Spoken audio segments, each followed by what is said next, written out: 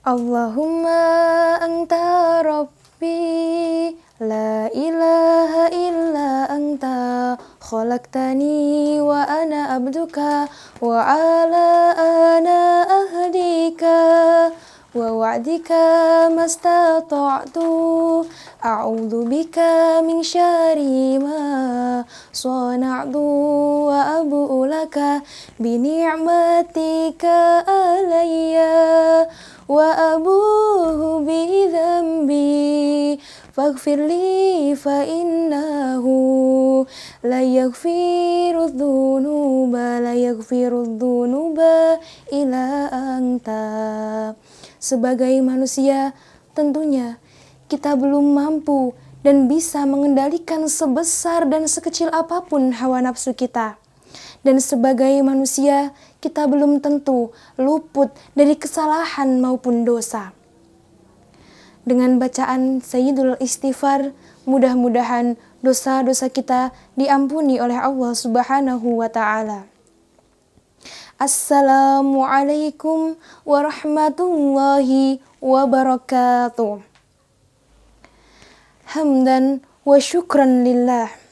Assalatu wassalamu ala rasulillah wa bini'mati billadi Indonesia barakah la hawla wa la quwata illa billah amma ba'da. Hadirin wal hadirah rahimakumullah, saudara dan saudari sebangsa dan setanah air. Pertama-tama, marilah kita panjatkan puji syukur atas kehadirat Allah Subhanahu wa Ta'ala yang telah melimpahkan nikmatnya yang tak terhingga sehingga kita diberikan kesempatan untuk menjalani kehidupan bersama.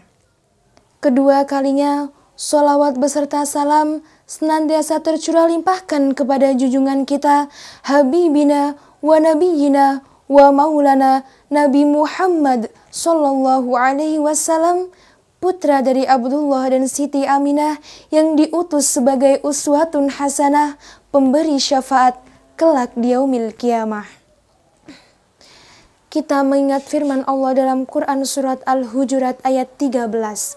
A'udzu billahi minasyaitonir rajim. Bismillahirrahmanirrahim.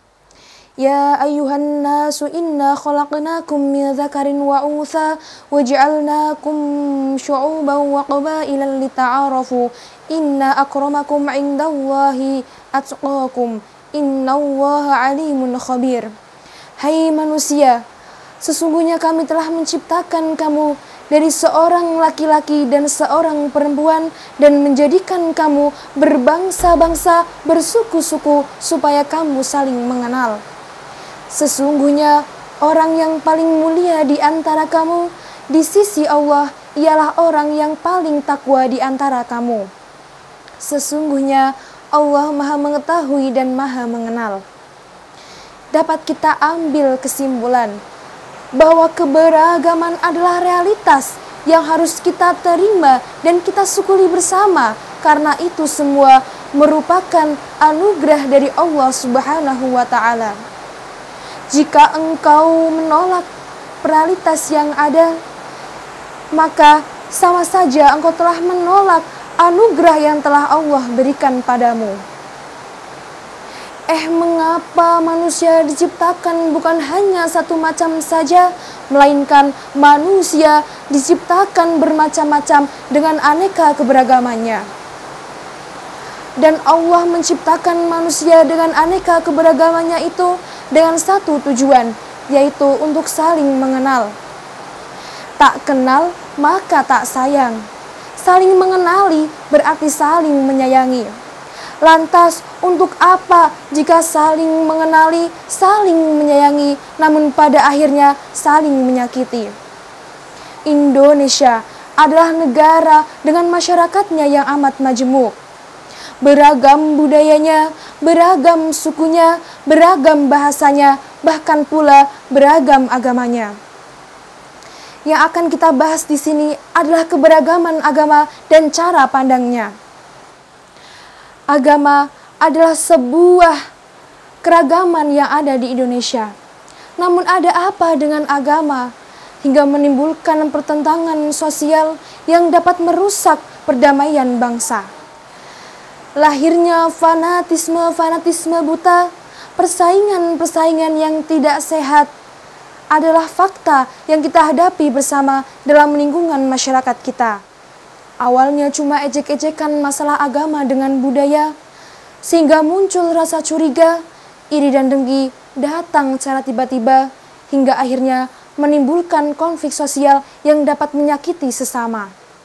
Untuk memperbaiki pertentangan sosial yang ada, muncul istilah moderasi beragama. Saya harap Anda semua mengetahui mengenai moderasi beragama dan paham mengenai moderasi beragama. Namun yang saya harapkan bukan hanya paham saja, melainkan kita mampu membangun dan menjunjung tinggi moderasi beragama agar terciptanya kedamaian, kerukunan, dan persatuan bangsa.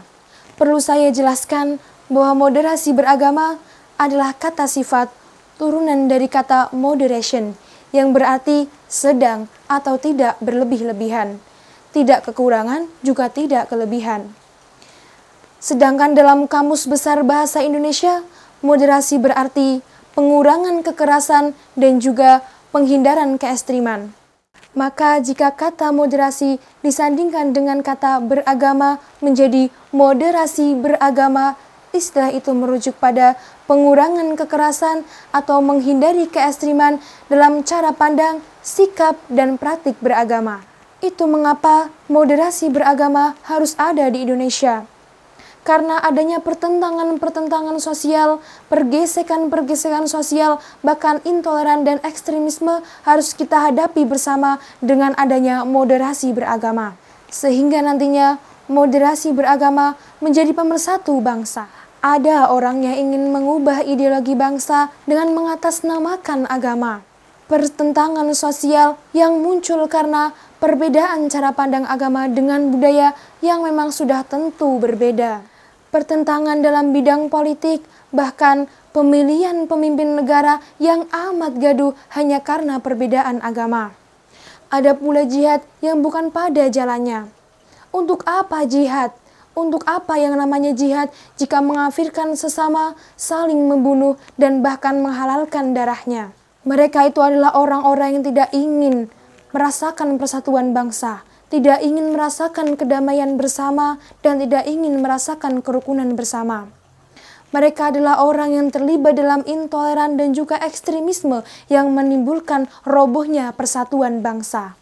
Maka dari itu, intoleran dan juga ekstremisme tidak boleh hanya kita biarkan saja, karena dapat merusak persatuan bangsa. Marilah kita jadikan moderasi beragama sebagai sarana untuk membubuhkan rasa cinta kita terhadap tanah air kita dan menghormati jasa para pahlawan yang telah memperjuangkannya, sehingga nantinya kita dapat mencapai kemaslahatan bersama. Sekian yang dapat saya sampaikan.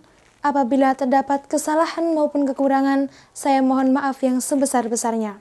Akhirul kalam, ihdinas siratal mustaqim, wallahul muwaffiq ila aqwamit thoriq. Wassalamualaikum warahmatullahi wabarakatuh.